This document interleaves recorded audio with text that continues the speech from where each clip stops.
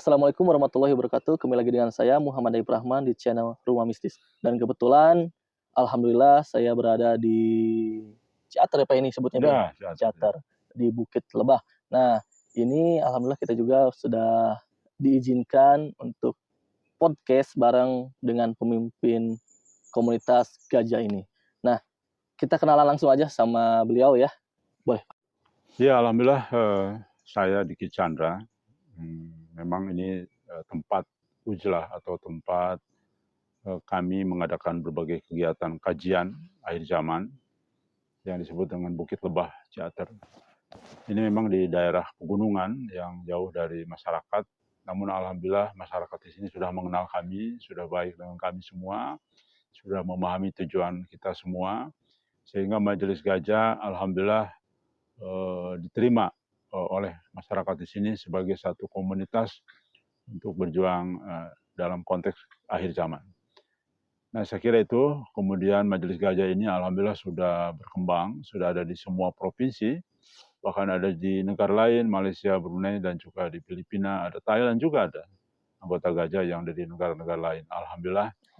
Kemudian juga dari orang Pakistan juga ada, dan berbagai negara lain ya di Gajah Internasional. Nah, saya kira kurang lebih demikian. Kemudian gajah itu memang spesial khusus untuk mengingatkan masyarakat luas, tidak hanya di Indonesia tapi dunia, bahwa kita sudah masuk fase huru-hara akhir zaman. Masuk fase huru-hara yang insya Allah memang tahun 2024 inilah fase awal daripada berbagai kejadian besar yang akan terjadi. Nah, saya kira gajah punya misi itu, tidak lebih dari itu. Jadi hanya sekadar mengingatkan, tapi juga melakukan satu langkah gerakan. Karena namanya juga gajah, yaitu gerakan akhir zaman. Nah, kami juga tidak hanya sekadar menyampaikan saja secara lisan, tapi ada langkah-langkah yang kami sudah perbuat ya, dalam konteks mempersiapkan fase berat ke depan. Saya kira itu kemungkinan. Oke, terima kasih Pak. Ini ada beberapa pertanyaan dari komentar-komentar netizen dan begitu juga dari komunitas-komunitas kami ada beberapa pertanyaan untuk mungkin bisa dijawab oleh Bapak langsung. Ya. Contoh pertanyaan seperti ini Pak. Ini mengutip dari HR Abu Dawud nomor 9435. Nah, ini tuh saya bacakan dulu Pak ya, arti hadisnya. Silakan. Andaikan dunia tinggal sehari, sungguh Allah akan panjangkan hari tersebut, sehingga diutus padanya seorang lelaki dari ahli baitku, namanya serupa namaku dan ayahnya adalah Abdullah, hamba Allah.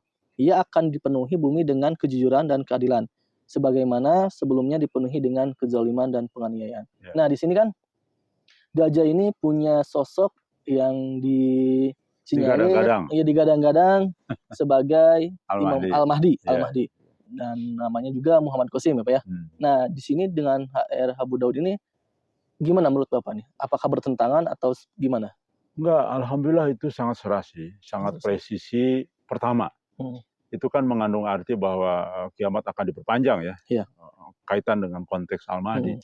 Dan ternyata alhamdulillah sudah terjadi. Di dalam Mubasyirat yang diterima oleh Muhammad Qasim, Mubasyirat ini kan petunjuk dari Allah langsung yang akan diberikan kepada umat setelah Nabi Muhammad SAW wafat kan.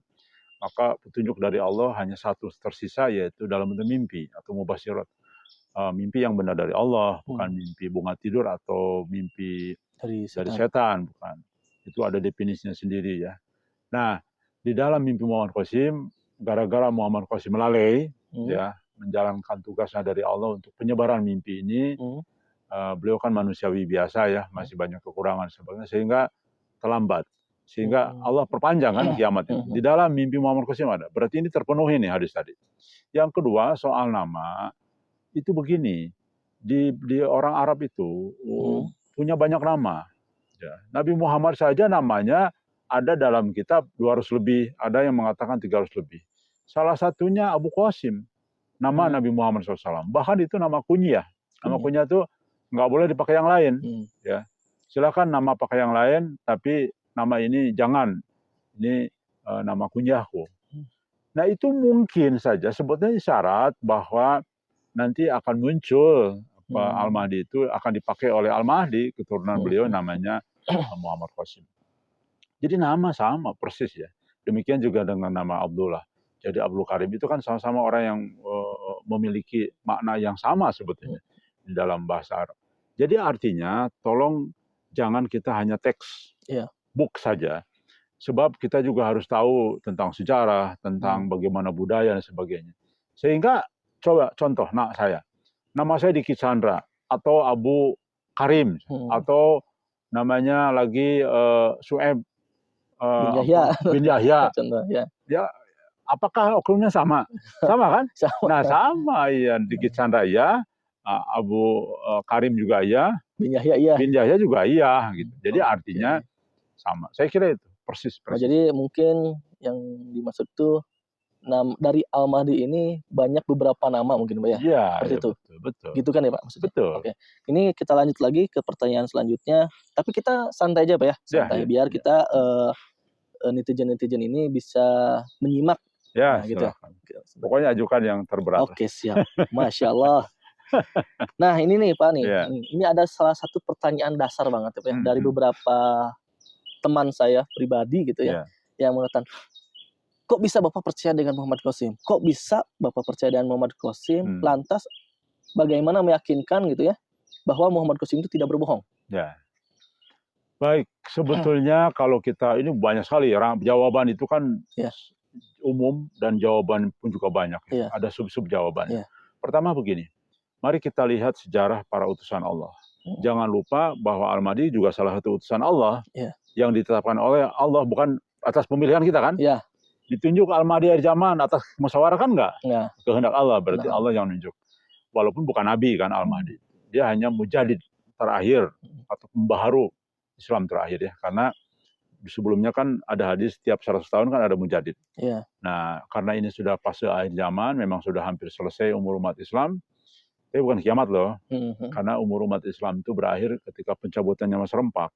Makanya kadang-kadang suka salah paham orang. Ini ngapain sih ngomong-ngomong kiamat? Udahlah urusan Allah kita nggak usah tahu. Bukan, kita bukan panitia kiamat, kita bukan ngomong kiamat.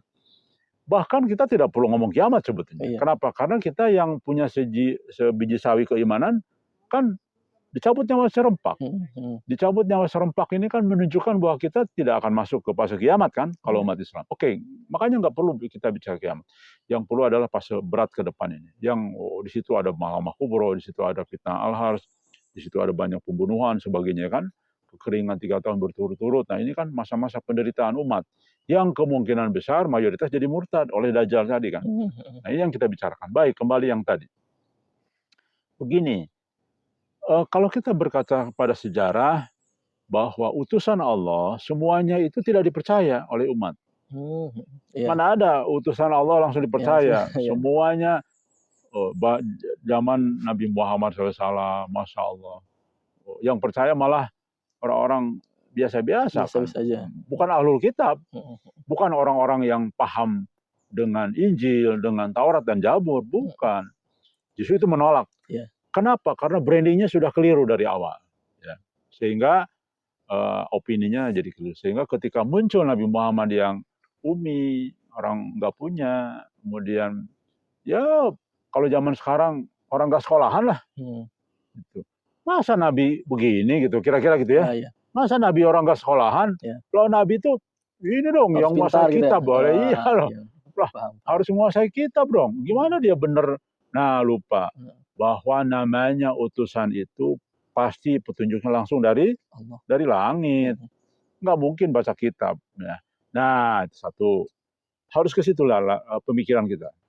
Yang kedua, jangan lupa bahwa tadi namanya utusan itu pasti beritanya dari langit. Perhatikan saja. Justru kalau Muhammad Qasim ini pinter, baca kitab pinter, kemudian ngomongnya pinter, saya malah nggak percaya. Kenapa? Karena dia pinter dari kitab kan. Jangan-jangan bikinan mimpinya, bikin-bikin. Nah, itu. Jadi justru itu poin kedua yang harus diperhatikan. Artinya yang keluar dari mulutnya bukan dari dia. Bukan dari dia kan, dari mulutnya. Yaitu karena Muhammad Qasim itu orang biasa yang tidak memiliki keahlian apa-apa. Hadis-hadis juga dia nggak banyak tahu. Kemudian tahu setelah rame, dia mencari-cari sendiri aja, dia tahu hadis-hadis itu ya. Sebelumnya dia malah nggak tahu hadis tentang hadis. Ini menunjukkan bahwa apa yang disampaikan bukan dari dia. Di satu sisi apa yang disampaikan begitu tinggi nilainya. Kan aneh kan? Ini menguasai betul seperti menguasai tentang hadis-hadis akhir zaman dalam mimpinya itu, persis presisi keterangannya, tapi dari satu sisi dia tidak punya kemauan apa-apa. Berarti ini kan dari Allah petunjuknya. Nah, itu yang kedua. Yang ketiga, kenapa saya percaya? Karena tabayun. Nah, ini kadang-kadang mohon maaf nih banyak sekali ustadz, ulama tanda kutip ya, karena saya nggak yakin nggak ada ulama sekarang itu sebetulnya. Yang ada itu ustadz kiai gitulah, gitu ya. Itu kelemahannya hampir semua lemah, tidak pernah tabayun. Itu. Padahal itu ajaran Islam yang paling hakiki itu tabayun. Ya kita percaya dengan Al-Quran, gimana caranya? Tabayun kan? Tabayun terhadap isi Quran kan? Ngecek nih.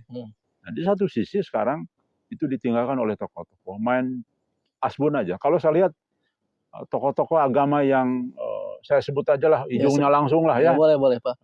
Araji itu asbun itu saya lihat. Asbun, dia asal bunyi aja. Enggak pernah meneliti. Kalau kita kan tabayun. Di 6 bulan loh saya di Pakistan. Siapa lagi?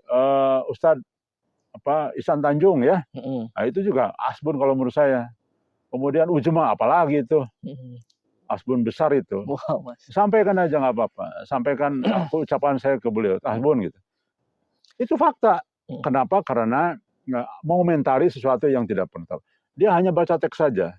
Harusnya kan mempelajari itu kan harus benar-benar tabayun. Terhadap asbabun nuzulnya. Kenapa ini mimpi terjadi sebagainya. Ya, jadi seperti itu. Nah, itulah yang membuat saya yakin. Yang terakhir adalah apa yang dimimpikannya banyak yang sudah terjadi. Nah, jadi poin-poin itu yang membuat saya yakin. Oke gini ya Pak ya. Tadi sempat disinggung beberapa ulama Pak ya Pak. Mungkin kita sebut ulama ya Pak. Nah, tanda kutip lah. Tanda kutip, oke. Jadi gini teman-teman, ini di sini saya juga menyampaikan pertanyaan-pertanyaan yang Anda kirim ke WA saya. Nah, saya akan tanyakan lagi ya. Jadi gini, sempat sehari sebelum kita mulai podcast ada beberapa ceramah mungkin ya atau kajian gitu dari Bapak langsung di situ mengutip para habaib bisa jadi adalah pengikut Dajjal. Itu gimana Pak? Bukankah para habaib itu dekat dengan Rasulullah Pak? Ya, begini. Gimana Pak? Coba. Bukan para habaib saja ya. Oke. Kita. Kiai, Ustadz, Syekh, siapapun lah bergelar profesornya ada 10 berderet. Profesor-profesor di bidang agama semua ya. Dokter-dokternya berderet 10 misalnya. Jika ya mereka tidak menyadari sampai titik Dajjal muncul, masih berbuat syirik, masih berbuat yang justru menjadi dasar Islam itu yang benar, terutama syirik, musik dan sebagainya, perilaku itu tidak bisa hilang dari dirinya, maka kemungkinan besar jadi pengikut Dajjal, bahkan menjadi tokoh utama pengikut Dajjal. Karena begini, Dajjal itu kan sebetulnya nanti pelaku syirik terbesar. Ya. Bahkan dalam hadis kan Dajjal mengaku sebagai Tuhan. Mengaku sebagai Tuhan itu nanti mungkin tidak diucapkan, tapi perilakunya menjadi Tuhan kan, menentukan segala macam dan sebagainya yang tidak diajarkan oleh Allah dan Rasulullah SAW. Jadi itu kan syirik besar sekali. Seseorang ngaku Tuhan kan syirik besar. Berarti para pengikutnya ini pelaku syirik semua. Oke, mari kita perhatikan kalau sekarang para Habib ya, itu masih melakukan perilaku syirik, maka berpotensi menjadi pengikut Dajjal. Sepakat dengan apa yang Dajjal pikirkan. Maksudnya gini, Dajjal akan mengatakan itu tidak syirik. Betul kan? Ya. Karena jangan lupa, Nabi Muhammad SAW melawan Dajjal harus dengan hujah kan? Kalau aku masih hidup, aku lawan Dajjal. Aku akan jelaskan. Karena pakai hujah. Nah, demikian juga sekarang. Oke, demikian juga kiai atau siapapun masih melakukan perilaku syirik, juga kemungkinan besar berpotensi pengikut Dajjal. Bahkan menjadi tokoh utama. Begini, apa saja syirik? Mungkin mau nanya ke sana? Iya, boleh deh. Nah, jadi sekalian kita diperjelas juga. Apa syirik itu kan? Baik. Jadi gini. Memang ada sih. Saya coba meneliti ya. Ini kan dua pendapat yang berbeda dari dulu kan, nggak Mm-mm. pernah selesai nih. Sudah berabad-abad. Contoh lah, kelompok ini mengatakan ini sesuatu hal ini syirik. Sebut Kelompok ini, aja Pak, sebut biar nanti kita. ya misalkan contoh kelompok teman-teman Salafi, katakanlah teman-teman yang dianggap Wahabi ya, Mm-mm. itu mengatakan foto syirik, Oke. termasuk syirik kan. Mm-mm. Sedangkan kelompok Nahdien, kelompok misalkan Toreko, ya, Sufi, apa macam-macam lah ke situ mengatakan itu tidak syirik. Bahkan itu foto itu membawa berkah. Kalau Waduh. kita pajang foto ulama, bahkan bisa selamat katanya dunia akhirat. Waduh. Iya kan itu pahamnya. Iya. Itu sudah menjadi fakta. Kita tidak perlu lagi tutupi. Sementara yang dianggap Wahabi ini kan bilang ini syirik. Nah, perbedaan ini kan dari dulu nggak pernah selesai, Iya. ya kan? Saling berbeda. Nah, alhamdulillah akhirnya itulah fungsi Mubasyirat turun melalui Muhammad Qasim menjelaskan itu syirik. Jadi kita bukan membela teman-teman yang dianggap Wahabi kan, yang dianggap Salafi dan sebagainya. Bukan, saya bukan Salafi, saya bukan dewan dakwah, saya nggak ikut mana-mana, saya netral. Nah, tapi bahwa itu mengatakan syirik, oh benar ternyata hadisnya ada. Ditambah diperjelas oleh Mubasyirat bahwa itu syirik. Yakin gitu ya? Iya, lebih yakin karena Mubasyirat itu ternyata petunjuk benar. Jadi gini, Mubasyirat itu punya 3 fungsi. Pertama, petunjuk. Apa sih petunjuk? Oh, petunjuk untuk menetralisir nih perbedaan-perbedaan pendapat. Kan dari dulu perbedaan pendapat ini khilafahnya dari dulu ada terus. Nah, Mubasyirat itu fungsinya menjelaskan yang benar loh. 1. Oh, petunjuk benar yang Mubasyirat. Yang kedua, kabar gembira. Wah, alhamdulillah memang ternyata umat Islam akan berjaya. Ternyata umat Islam akan begini, akan menguasai dunia. Bahkan Indonesia akan berjaya nanti di akhir zaman kan bergabung dengan Pakistan untuk melawan hegemoni Barat dan Rusia. Itu kan kabar gembira kan? Iya.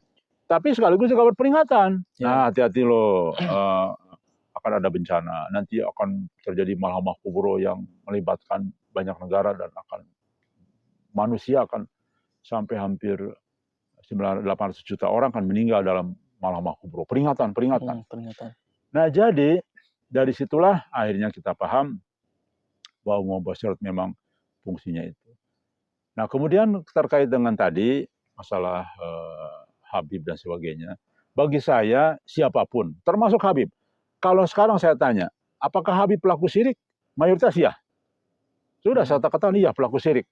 Pertama, definisi syirik menurut dalil, menurut juga dalam Mubasyirat, cium tangan yang berlebihan cium tangan sampai setengah ruku ya, itu syirik.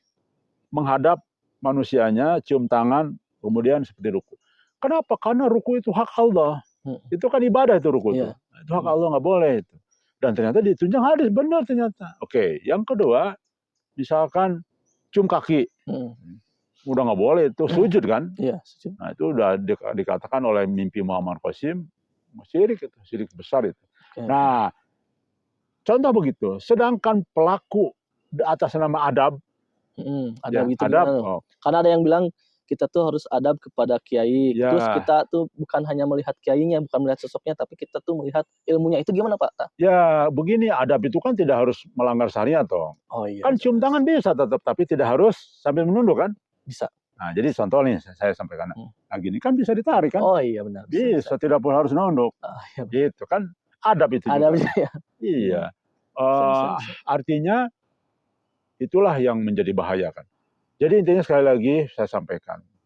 Kalau ditanya sekarang nih, apakah Habib akan jadi pengikut Dajjal semua?